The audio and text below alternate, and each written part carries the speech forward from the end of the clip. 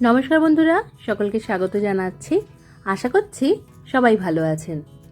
আজকে আমি আপনাদের সাথে কম সময়ে কম উপকরণে তৈরি সুস্বাদু ডালিয়ার খিচুড়ি রেসিপি শেয়ার করছি। আজকের এই রেসিপি আমি কুকারে তৈরি করে দেখাচ্ছি। আপনারা জলখাবারে বা দুপুরে লাঞ্চের জন্য এই রেসিপিটা তৈরি করে নিতে পারেন। আজকের এই রেসিপি আপনাদের ভালো লাগলে ভিডিওটাকে লাইক আর শেয়ার করতে ভুলবেন না। চলুন তাহলে রেসিপিটা দেখে নেওয়া যাক।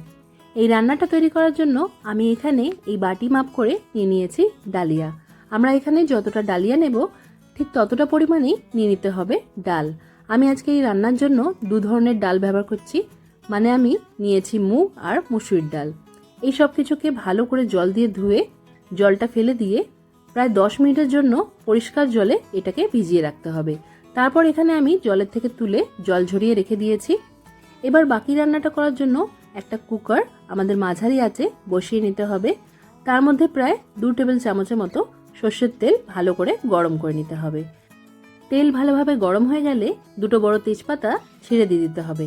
তার সাথেই এখানে প্রায় হাফ চা চামচের মতো গোটা জিরে ফোড়নে দিয়ে দিতে হবে। ফোড়নটা কিছু সেকেন্ডসের জন্য ভেজে নিয়ে এর মধ্যে দিয়ে দিতে হবে এইভাবে বড় বড় ডুমো ডুমো করে কেটে রাখা আলু। আজকের এই খিচুড়িতে আমি সবজির মধ্যে শুধু আলুই ব্যবহার করছি। আপনাদের কাছে অন্যান্য সবজি থাকলে সেই সবজিগুলোও দিতে পারেন। আলুটা একটু নাড়াচাড়া করে নেওয়ার পর এর মধ্যে দিয়ে দিলাম ঘষে রাখা আদা, আর যেরকম পরিমাণে আপনারা ঝাল পছন্দ করবেন সেই অনুযায়ী এখানে কাঁচা লঙ্কা দিয়ে দিতে হবে। এখানে প্রায় 1 ইঞ্চি সাইজের আদা আমি ছোট ঘষুনিতে ঘষে দিয়ে দিয়েছি। আদাটা দিয়ে প্রায় কিছু সেকেন্ডসের জন্য নাড়াচাড়া করে নিলাম। এবার এর মধ্যে দিয়ে দিলাম আমি হলুদ গুঁড়ো 1 চা চামচ, এটা দিয়েছি লঙ্কার গুঁড়ো হাফ চা চামচ, আর 1/4 চা চামচ দিয়েছি এখানে কাশ্মীরি লঙ্কার গুঁড়ো কালারের জন্য। সাথে সাথেই এর মধ্যে দিয়ে দিলাম 1 চা চামচ জিরে গুঁড়ো আর হাফ চা চামচ ধনে গুঁড়ো। এই সব মশলা ভালো করে কষিয়ে নেওয়ার জন্য প্রায় 2 থেকে 3 টেবিল চামচের মতো এখানে জল দিয়ে দিতে হবে।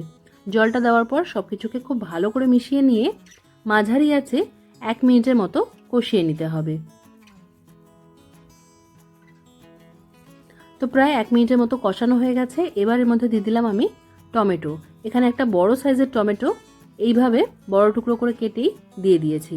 টমেটোটা দিয়ে আর কিছু সেকেন্ডসের মতনই আমাদের কষিয়ে নিতে হবে। এবার এর মধ্যে দিয়ে দিতে হবে ধুয়ে পরিষ্কার করে রাখা ডালিয়া আর ডাল। আপনারা এই রেসিপিটা পুরোপুরি নিরামিষভাবে করতে চাইলে এখানে মসুরির ডালটা বাদ দিয়ে করতে পারেন। এই সব কিছুকে প্রায় 2 মিনিটের মতো আমাদের একদম কমানো আছে কষিয়ে নিতে হবে। তো 2 মিনিটের মতো সব কিছু ভালো করে কষানো হয়ে গেছে। এবার এর মধ্যে দিয়ে দিচ্ছি আমি গরম মশলা গুঁড়ো, প্রায় হাফ চা চামচের মতো গরম মশলা গুঁড়ো দিয়েছি, আর স্বাদের জন্য এখানে একটু ঘি দিয়েছি। এই ধরনের নিরামিষ খিচুড়িতে বা যে কোনো ধরনের খিচুড়িতেই একটু ঘি দিলে স্বাদটা অনেক বেড়ে যায়, তাই এর মধ্যে ঘি দিতে হবে। তবে যারা ডায়েটের জন্য এই রেসিপিটা করবেন এর মধ্যে একটু তেল আর ঘিয়ের পরিমাণটা কমিয়ে এই রান্নাটা করতে পারেন। তো এই সব কিছুকে খুব ভালো করে মিশিয়ে নিলাম। আরও 1 মিনিটের মতো কষিয়ে নেওয়ার পর এর মধ্যে দিয়ে দিতে হবে জল। আমরা ডালিয়া আর ডাল মিলিয়ে যতটা পরিমাণে সব কিছু নেব তার ঠিক 2.5 গুণ এখানে জল দিতে হবে। আমি যেহেতু এই খিচুড়িটা একটু পাতলা করে করছি তাই এর মধ্যে প্রায় 2.5 গুণের মতো আমি জল দিয়েছি। আপনারা যারা অত পাতলা খিচুড়ি পছন্দ করেন না তারা এখানে প্রায় 2 গুণের মতো জল দিলেই খিচুড়িটা খুব ভালো হবে। এবার উপর থেকে দিয়ে দিলাম আমি নুন। এখানে 2 চা চামচের মতো নুন দিয়েছি, আর স্বাদটাকে ব্যালেন্স করার জন্য এখানে 1 চা চামচের মতো চিনি দিয়ে দিতে হবে।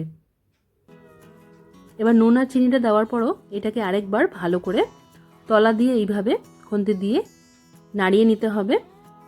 তারপর কুকারের লিডটা লাগিয়ে দিয়ে মাঝারি আঁচে একটা সিটি পড়তে দিতে হবে। একটা সিটি যখন পড়ে যাবে আর পুরোপুরি প্রেশারটা বেরিয়ে যাবে তখন আমরা ঢাকাটা খুলে নেব।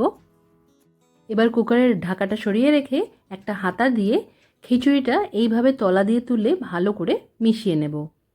দেখতেই পাচ্ছেন আমরা যেরকম পাতলা খিচুড়ি খেতে পছন্দ করি ঠিক সেইভাবেই এই খিচুড়িটা একদম পারফেক্ট তৈরি হয়েছে। অবশ্যই করে এই রেসিপিটা ট্রাই করবেন, কমেন্ট করে জানাতে ভুলবেন না যে আজকের রান্না কেমন লাগলো।